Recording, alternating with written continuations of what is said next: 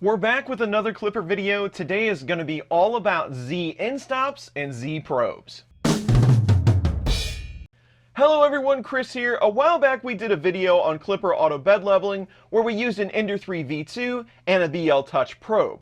That video is a great overview on how to get a bed mesh set up and use that probe to be able to home your Z axis. Well, enter the Voron Trident. It does things just a little bit differently. It actually has a physical Endstop switch that it uses for Z homing, and by default it has an inductive probe on the tool head that you can use for different things like bed mesh or Z tilt to make sure you have that perfect first layer. And I'm very interested on how these are set up, how it does things. So I thought it would be great to walk through how these are set up and just give you an idea how to use the probe and that switch differently on whichever printer configuration you'd like to use. So that's what we're going to do today. We'll jump into the config there in Klipper. I'll show you how to get that Z Endstop set up, as well as utilize that probe for all the features you might need to achieve that perfect first layer. So let's get into it. So to get us started, let's get the lay of the land of our Trident. I'll show you the probe and where that Z Endstop switch actually is. So here's the front of the machine. I'll just turn it to the side. And the Z switch is actually back here, kind of in the center. So inside this housing here is just a generic Endstop switch. They have this metal collar as well as this 5mm pin so that you can use the nozzle of the tool head to touch the top of that pin and still trigger that probe. And they've done this for several different reasons. It's constructed this way so that your tool head can be pretty much level with the top of the bed, reach behind the bed here, and still touch the tip of this pin to be able to home. So again, your tool head is designed to be able to touch the nozzle to the tip of this pin. By default, they've gone with this Endstop switch because this Endstop is always going to be more accurate than an inductive style probe, which they have on the tool head by default. The probes are great for measuring things like bed mesh, getting an average of points so that we can use it to either skew the bed one way or another to try to get that first layer. But based on temperature or magnets, a lot of different things can skew that probe. So if you don't have a lot of different probe points to compare to one another, it might not be as effective. But with the Endstop switch, you're always going to have an accurate Z offset to start with. So it's a great idea to have the physical switch as well as the inductive probe.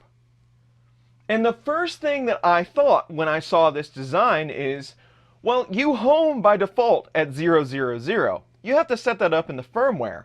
What is the best way to tell this printer with Klipper to get to that Endstop switch? So that's the first thing we're going to go over.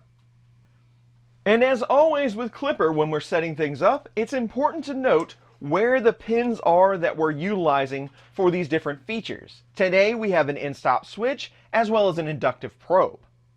The Trident is currently utilizing a Big Tree Tech Octopus board. This is pretty common now, especially on Voron printers that need multiple stepper drivers. But the Endstop switch is utilizing pins PG10. They are located right here. And our inductive probe, again, just a common probe, I'll show you which one the Voron uses here in a second. They're utilizing these pins right here. This would be PG15. And if we take a look at the tool head, you can kind of see the probe peeking out back here. It's kind of a unique location, but it's directly behind in Y of the nozzle. So you don't have to mess with X left or right. It is dead on 0. So that's kind of a good offset to have. You want it to be as close to the nozzle as possible. But that's where it's located. And just for reference, here's a look at the Omron probe that they usually use. It's just a square probe. It's pretty accurate, not a bad probe to use. So let's just start by homing the printer. Now, if we were to do the G28 command, which will home the machine, it's going to assume by default everything is at 0. 0x, 0y, 0z. If you weren't able to use a probe, you didn't have it set up yet, or you weren't able to get to that Z Endstop switch, it's going to crash directly into the bed in this configuration because it has no switch to hit. It's behind the bed like we just saw. So to start out, we just need to home X and Y. We know where those switches are. So we'll just run a G28 X space Y. We don't want to mess with Z yet. And when we run that command, we're going to lower Z, and our Trident is going to home X to max. We have a switch over here, as well as move back to Y max, and there's a switch behind over here. Now we're at home, we know X, Y, the location, and then we can start plotting out where Z might be. If you take a look at our location for X and Y, this build of the Trident is a 250 by 250. Here are our positions, so it knows where to go. You can also use the console command M114 to find out where you are. Here are your coordinates. But how does it know that we're homing to 250, 250, X and Y? Those are the questions that we're trying to answer to give you some information on how all this works. If we head into printer.cfg, the Endstop values are configured in the same spot where the motors are configured. It's usually towards the top of your config, however it was assembled. But in Stepper X, you'll see Endstop pins. I was referring to those pins where the probe and the Z Endstop go. You need to know these, and the best place to get them is from your pinout. A lot of boards will have it on the back, but as I showed you before, Big Tree Tech, they provide this pinout. Here's all the Endstop pins that we're talking about down here. I was talking about PG10 and PG15 before. I showed you their location. This is the best way to know what pin numbers to use. Hopefully whatever board you have has this information available. And when you set up your axes, you need a position minimum and a position maximum. For this printer, the position minimum is 0, so we start all the way on the left of the x-axis. And the maximum is 250. That's as far as you can go. And the location of our Endstop when we go home is 250. We went to X max. That's how we know where to go to home. Homing positive direction is also an important setting. So right now, we are set to true. We know to go in the positive direction or make the axis number increase to get to that switch. If it were false, we would be heading towards 0. Same with the Y stepper. We have our pin. We know our position minimum is 0. Our position maximum is 250, and our Endstop location is at max, 250. We know our direction to head towards that Endstop. We go in the positive direction. It is set to true. Now some of these other things are important, but not so important for this video, like homing speed, how fast you want to move while you're homing. You want to do that pretty slow, as well as retract distance. If you have a switch, you want to back off of that switch a bit, maybe give it another try. That's what these settings would do. So now that we know that, we can move on to the stepper for Z. The first thing that we notice, that Endstop pin, just like we did before, PG10, that's where the physical Endstop switch is plugged in. Now for Z, since this is our vertical movement, our position maximum, that's how big the volume is. So 240 is max as far as it can go down here on the Trident. Your position minimum, that's how far you're allowed to go up in Z past wherever the nozzle might be set, or wherever we homed. Because we might be able to go past the bed a bit when homing, this is set to a negative value. So think of it like this. Our Z volume is 240. We want to be able to use 0 as the perfect first layer for our Z height. But to home our Z height, we might be able to go just a little bit lower than our bed surface to click that switch. So if we set that position, that positive min position, to 0, we wouldn't be able to go low enough to trigger that switch. If we set it to -2.5, that's going to give us a safe zone where we can go past the bed just a little bit, but not far enough to get us in trouble. That's why we would set it to a negative value. We have to go just a little bit lower to get that switch. And then we compensate with an offset. And before we go any further with this, it's always my aim to try to give everyone enough knowledge to be able to set something up by themselves. And that's why I'm going over all of this. I think it's sometimes confusing how some of these things work in the configuration and how that coincides physically with your hardware. I'm shooting for knowledge for folks that might have to do this on their own. They have scratch build setups that they want to do. This is the information I'm trying to convey. So it might seem a little simplistic or maybe too much of a deep dive on certain things, but all of this will come full circle to explain how some of this stuff works. So hang in there with me. So now that we know we have a negative position for a minimum, that explains that. We need that to be able to get down maybe a little bit lower to touch that switch. Then your homing speed, again, do it pretty slowly. Your second homing speed, if you want to do multiple touches to home, which I recommend doing at least one and then a slow one, this is the speed for that second one. And then the homing retract distance is how far it pulls back after the first touch. So you hit it, you home once, you move back 3, you slow down, hit it one more time, move back 3. So this is all you would need to set up to use a mechanical switch like we're doing here. But we still haven't talked about where that switch is. How does it know to move X and Y to the certain location to hit that switch? That's where Z safe homing comes in. In my configuration, I just have a section here for safe _ Z _ home. And I have a custom position set to be able to touch that switch. The easiest way to find that is to just use your controls to jog to it.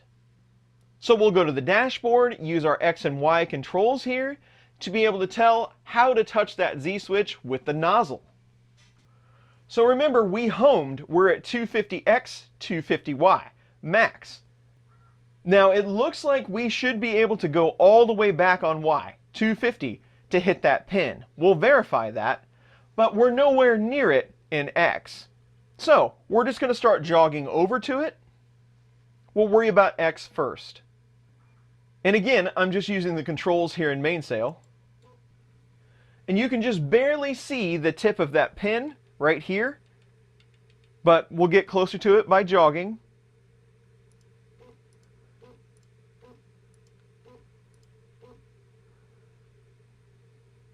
So that's fairly close, but we have to be pretty dead on.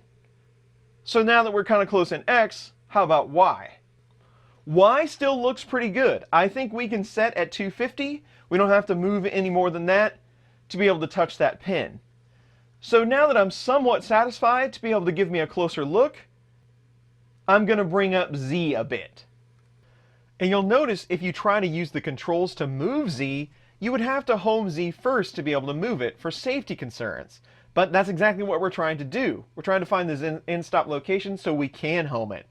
So really, the best alternative here is to just turn the motors off, all of them, and move Z manually by hand, just to be safe. You can do it with things like force move, but it's pretty difficult to set that up and utilize it for multiple motors. This is just going to save you a lot of time. So we'll just turn all the motors off, and we'll go through the painful process of raising the Z a little bit at a time here just by manually moving the screws.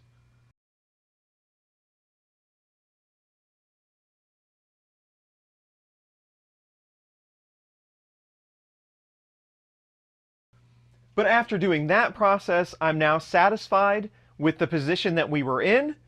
We can hit that switch. We're not going to be off just a little bit, miss it, and then possibly collide with something. From the back of the machine, you can see just how close that nozzle is to that pin. So I'm satisfied with this position. So we were able to get over that Z pin with our X at 150, Y all the way at max at 250. Every printer might be a little bit different. You can also move that switch manually if you need to, adjust it a little bit to be able to get to a good position for your printer, but I'm satisfied with these values. Now we can head back to printer.cfg. In our safe Z home, we would just set the home XY position like I have it here. The first one being X, we decided 150 was good, and then 250 for Y, all the way max. How fast will it be when it homes? I'm just going to leave it at 100. And then Z-hop, that's how much it moves while it's homing the other axes. You'll see it move down 10. That's how much it's going to move before it homes. just to make sure everything's safe so it can move the head around without colliding with the bed. So we're good here. We can now get to our Endstop position switch and home with it. So we'll save and restart. I'm confident in our switch position, so I'm just going to hit home all. You'll notice Z moves down that 10 so we don't collide. We'll come over and home X, home Y, head to our Z pin, touch it, and now Z is home. So that's just an overview of how you set up manual end stops on your Klipper install and how you can set a custom location for that end stop if you need to. But why are we doing all this? Well, because the scenario where you can use an actual Endstop switch for Z and your probe is kind of a unique config, and I want you to be able to know the difference in using the probe to home and using the switch when both are installed. So let's jump into the probe stuff now. So in the last video where we set up auto bed leveling for Klipper, we used a BL Touch. You have to do quite a bit more for that probe than you would a regular inductive probe like we're using today. But you still need that probe configuration. And since we're using that physical Endstop switch, your Z Endstop will remain a physical pin, like we saw, PG10, for now. We can utilize both. Now this is the LDO Trident config where they've used the ports based on their guide. So they've given you the pins and some information here, which is great. But most of this is just a comment. We don't need all of it. Do remember though, if you see a caret, that's a pull-up resistor. And if you see an exclamation point, that's flip-flopping the logic of those pins. So keep that in mind, that's what those mean. But you saw on the board before, our inductive probe is setting on the PG15 pin. So when setting up a probe, that's the first thing you need to know. Then you have to know the offsets of the probe. And this is the location of your inductive probe relative to the nozzle. And like I showed you before, our default inductive probe is right back here. In X, it is lined up exactly with the nozzle, but in Y, it's just a little farther behind it. And you want to go with any probe, you want to go with the center of that probe to the very tip of the nozzle. The easiest way to do that is just use your calipers or a ruler to measure that distance. If we take a look at ours, we're setting at around 25 millimeter. So the X and Y offsets for this one are really easy. X, we have no offset. We're exactly in the center of that probe. So that's good. The closer to the tip of the nozzle, the better off you're going to be. And then Y, we are 25 millimeters behind with that probe, behind the nozzle. If you were in front, this would be a negative value. Z offset, we don't know. We have to calibrate that. Remember, we are using an Endstop switch right now and an inductive probe together. We are not using the inductive probe to do our homing. Speed is how fast we move while we are using the probe. Samples is how many samples you are going to take when you do the probing. So how many times are you going to touch or measure the build plate? Your sample result, you have two options. You can use the average or the median value. This one is set to median, so we took 3 samples. You can average those 3 samples out and use that with average. Or you can use the one that's exactly in the middle of all 3. That's what we're doing here. Retract distance is how many millimeters Z will go up after each probe.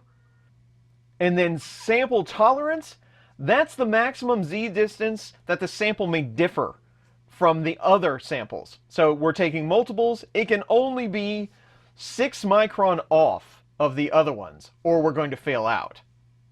That's a pretty fine tolerance, so this probe is pretty accurate. And then your retries, if you can't get that 6 micron like we show here, how many times will you let it retry to get to that value? Sometimes you're taking a probe, it's not going to be all that accurate. For whatever reason, it couldn't get an accurate probe on one sample, you can go ahead and try it again. So if you see it doing retries in the console, this is what it's talking about. And to get the probe set up to use it for different features, these are the basics. Remember again, we are homing with the Endstop switch. We're just using the probe to do some of the leveling features. So remember what we've talked about here so far. We are using our switch for our Z to home it. We are using our probe as a tool to provide some sort of bed leveling. Whether we build a mesh, we use Z tilt, you can utilize both at the same time, but homing has nothing to do with the probe at this point. But you can set it up that way, and I'll show you how. But in this configuration, we can do a number of things. The Trident by default has 3 Z motors, 3 separate stepper drivers, so it's able to control them independently. It uses what is called Z tilt to get a level plane based on the probe points, and it's able to adjust those 3 motors separately. We could do a whole video on Z tilt, in fact we might just do that. But this is my Z tilt configuration. All you really have to know are the Z positions and the points. So where are the motors and where are we going to probe, X and Y. And this is the map for all of those. Then you can run that Z tilt compensation. Since it's enabled, we have a Z tilt button. You can also have a macro to run that if you'd like. But we're just going to home all. And then we'll run Z tilt. The printer is going to go to all those points that we have set up in the configuration file and take samples. In our configuration, we've done 1 over each Z motor. With our current configuration, it's going to take samples until it's happy with how it's adjusted the bed tilt. Currently, we have a maximum set to 5, but you can see in the console, it's going to measure each time it takes all 3 probe points and give you the values. If it's not happy with those, it will continue on to the next. On our second retry, we got within a certain range. Our tolerance was 7.5 here. Remember, that's 7.5 micron. So it stopped the sequence. It's happy with that. Remember, we saw the tolerance values in our configuration file for the probe. And just so you can see Z tilt in action, what it actually does, I'm going to manually skew a couple of these Z motors. We'll just bring this one down a bit and maybe bring this back one up a bit. So the bed is thoroughly tilted. So once again, we'll home all. Once we're home, we'll run Z tilt. We're going to check the first position, then the second, and after the third, it will make its first tilt adjustment, and you'll see it. Right there. It adjusted all 3 Z screws to try to get it flat. Then we'll take another measurement. After just a couple of runs, that tilt, it was satisfied with it. We are now within tolerance, and we don't have to continue running the tilt. So we're good to go. And in a scenario like this with Z tilt, this should be more than enough to give you a nice even layer. This is a really good bed. It's very flat, but not all beds are going to be that way. So here, I wouldn't run with any more than Z tilt. We're fine. But what if you would like a mesh to auto-compensate for the level while you're printing? So that's where we would go from here. So if you would like to build a mesh, we just need to configure that bed mesh. We have to tell it where to go to build it and how many points we'd like to use. So just down underneath our probe config here, we're going to do in brackets bed underscore mesh. There's a lot of parameters you can set with bed mesh, but let's just start with speed. How fast do you want it to move in between probe points? Let's set it to 120. By default, it's 50. 120 is pretty quick. The more accurate you want it, the slower you should move. Horizontal move.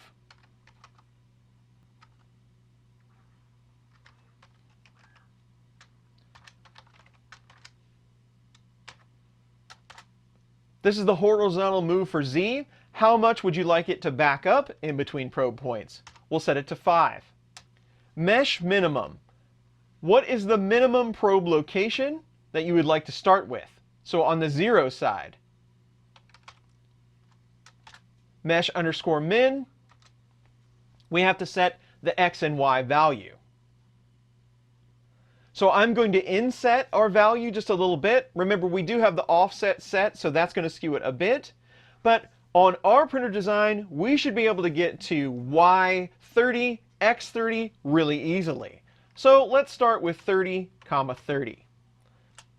Then mesh underscore max. What's the maximum point that you can go to build your mesh? And remember, we need to be mindful of where the probe is, not where the nozzle is. So we're going to inset it a bit. But I know that we're probably pretty safe at a 200 by 200 for maximum. Remember, the bigger you can make these mins and max, the more area you're going to be able to cover, and hopefully the more accurate your mesh is going to be. You want to utilize as much of the bed when printing as possible, so it's going to try to compensate for it. And then probe underscore count. These are the number of probes X and Y you'd like to use to build your mesh. The more points, the more accurate you could be. 7 is a pretty good number. That gives you a probe mesh of 49 points total. For the video, I want to do it just a little bit quicker so I can get through them. So I'm just going to do 3, 3 for a total of 9 points. You can set this however you wish. You can get really crazy if you'd like and set a whole bunch of points. But these are the minimum values that you need to build that mesh. Now we can save and restart and start to build it. In Mainsail, after you define that mesh, after you have your probe and everything like that set up, of course, you define that mesh, you're going to get an option over here for height map. We haven't built the mesh yet, so we need to calibrate it. And remember, I am building everything based on a cool bed. You can do either or, but it's going to react differently whether it's warm or cold. I usually like to start cold with everything, just so I know it's going to be consistent going forward. And that is also something that having a manual Endstop switch can help with. But today, we're going with cold temps. So to start the calibration, we're just going to hit the home here, let the printer home. Once it's homed, you can hit calibrate. And then name what you'd like this bed mesh called. If you use multiple build plates, you might want to do multiple calibrations. We'll just leave it default for now, but you can name them as many of them as you want. You can select different sheets, different bed meshes. You can do all of that in the G-code commands when you start the prints. But we'll just start the calibration. Now the printer is going to go to all those points that we configured and take measurements. Remember, we only did 9, and we were pretty conservative about where the print head could get to, so the bed mesh looks pretty small, but you can adjust all of those based on your printer. But once it gets through all 9, we'll be able to see that mesh. And if you take a look at the mesh that it built, remember, we're just probing the center of this bed, a very small area, just so I can show you how to get it set up. But this bed is very flat. You can see it tilt just a little bit, but it's 200 micron, just a little bit over. And if you turn on flat, you can see the 0 line where Klipper expects flat to be. Because we're using that Endstop, ours is setting around 3 millimeter. Because that's what our offset would be based on where that switch location is, where we homed Z.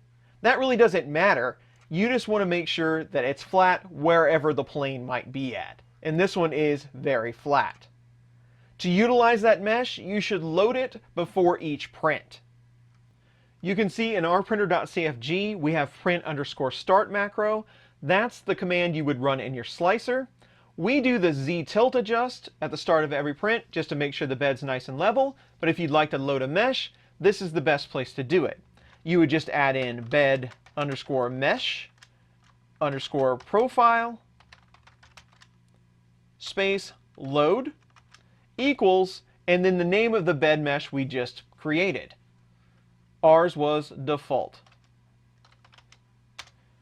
Now every time you do that start print, you start a print, bed mesh will load, and then your auto bed compensation based on that mesh will be in effect for the print.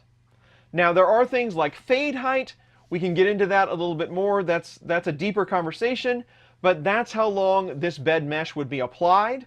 But really all you need to know is that it's going to be applied at the beginning to get you a nice first layer. So there's the scenarios where you have your Endstop switch, as well as a probe installed, where you can use things like Z tilt to get a nice flat plane, or you can build a mesh and then utilize that to auto compensate during the print. But what if you don't want an Endstop switch at all for your Z axis? You can do that as well. You can just utilize that probe instead. So to utilize that probe as your Z homing device, go without that Endstop, we just have to change up the config a bit. So in the Stepper Z section, we'll start with the Endstop pin.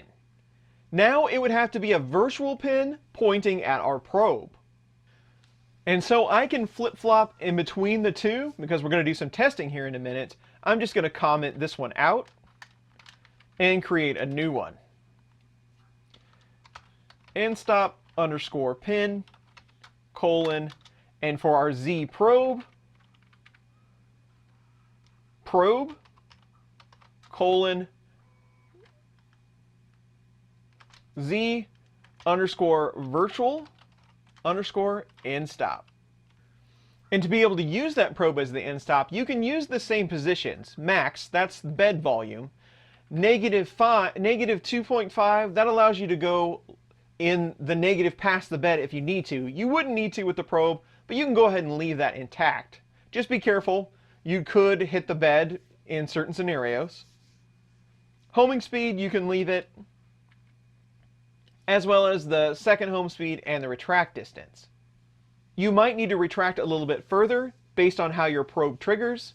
If you retract and the probe's still triggered, you didn't go back far enough, that might be a problem. We'll take a look at that. And even though we're using our probe now, it's going to work the same way. We still want to use that safe Z home. So we'll scroll down where we set that. Our position was looking for that switch before. Now we just want a probe in the center of the bed to get a good home. This will make sure the probe's out of the way of anything else before it tries to touch the bed. So let's just switch it to the center. X, 125. Remember, this is a 250. Y, 125. And now you've abandoned the Endstop switch and you're going to use your Z probe to home. So we'll save and restart. And now when we hit home all,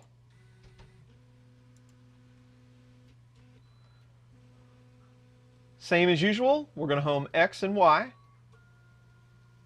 But then we'll move to the center of the bed, and the probe will do the homing for Z. But that leaves you with a Z offset. And now for the fun part, because whether you're using the Endstop switch or the probe to home Z, the chances that you have that probe or switch in the exact right place to lay down your first layer is not that likely. So you have to adjust it with an offset. Fortunately, Klipper has calibration steps you can use to set that, but we're going to do that with the switch and the probe so you know how. So since we're already here, we have homed, we have the probe enabled as our Z minimum Endstop basically. We'll start here. How do you calibrate that offset so you get that perfect first layer? Ultimately, we still use the paper test. For this one with the probe, we're going to use a command in the console. We're just going to do probe underscore calibrate. That's going to probe the bed and then give us a menu where we can do manual adjustments based on a piece of paper. I'm just going to grab a post-it note here and slide it underneath the nozzle. And here in Mainsail, we actually have a GUI here to help us adjust. There are commands that it's going to run behind the scenes to be able to adjust up and down, to be able to touch that paper to a nice first layer height. On the Trident, where the bed moves up and down, in the negative, that's going to bring the bed up. Positive will bring it down. You can start in whatever increments you like. We're pretty far away from the nozzle at this point, so I'll start at 1. But we'll just bring it up really slowly. Then we'll move to smaller increments. You can see it moving down and then up to make sure all of those Z nuts are loaded properly when it makes the adjustment. Now, during the calibration process, if you get an error where it says out of range, that's where those settings in the configuration file come in. We hit negative 2.999 while adjustment, and it threw the error, stop the process. Also notice, when we're clicking those buttons that are very convenient in Mainsail, we're just running these test Z commands. So Z equals -1, +1, different increments. We're just running those manual commands through the click buttons. It's just a nice to have. But you can do it manually if you wish. So let's go back to printer.cfg. And to be able to adjust our probe successfully based on its physical position, we need to be able to go into the negative just a little bit further. We have it currently set to negative 2.5. Let's go ahead and make it 4.5. Now you don't want to set this any higher than you have to, because again, you could run into collision. But it's okay for this calibration step, so we'll save and restart. And with that adjustment, we're able to move into the negative enough to get where we need to go. You want to be just at touching the paper. This is actually just a little bit tight. We've got some drag on the paper. I'm going to back it out just a bit. So I'll go positive 50 micron.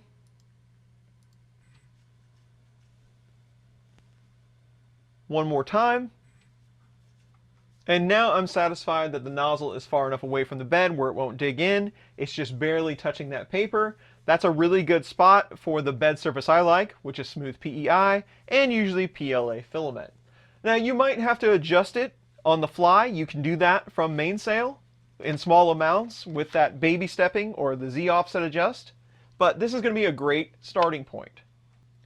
When you're happy with that, again, with your menu option here, you can just hit accept. But you can also just type accept here in the command line. It'll do the same thing. We now have our Z offset.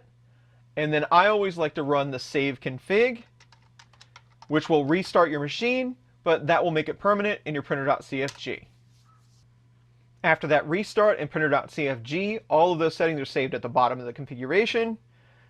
And there's your new Z offset.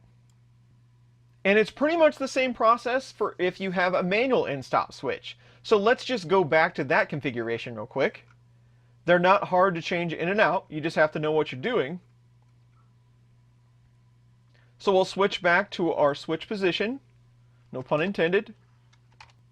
And we'll re-enable our physical Endstop pin and comment out our virtual. And save and restart. Now remember, our Z offset is currently set for that probe, so we're going to have to calibrate again. They're not going to be the same.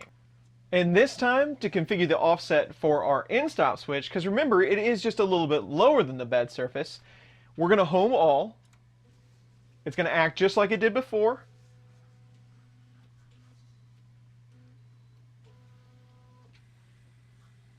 It's going to touch that Endstop switch. And now the printer thinks that Endstop switch, when it triggered, we are at Z0. But we know that's not the case relative to the bed surface. It's actually a little lower.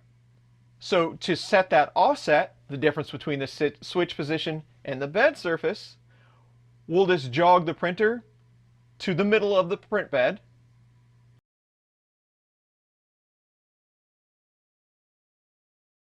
Once you're in the center, this time we'll go to the console and we're going to run a Z_Endstop_calibrate. And it's going to work the same way, it just changes different settings. So once again, we're going to use this GUI to jog down. Remember, negative brings the bed up, plus brings it down. We'll get our piece of paper out. We'll bring it up, small amounts at a time. Once you're happy with the gap and the amount of drag from the nozzle on the paper, we'll hit accept. And you'll notice this time, it's setting the Z-stepper position of that Endstop. So what this is saying is the bed is 1.13 millimeters higher than the position where we hit that Endstop where we thought 0 was before. So that should be enough to give us a good first layer. And again, we'll do the save_config. It'll reboot the machine, but then save that to your config file. We'll take a look in printer.cfg one more time. We'll scroll all the way to the bottom. There's our new Z Endstop position. So we should be ready to go, start printing with a perfect first layer. Remember, you can always adjust this on the fly from the main menu there in the dashboard. No matter if you're using a probe or not, you'll always be able to adjust those Z offsets.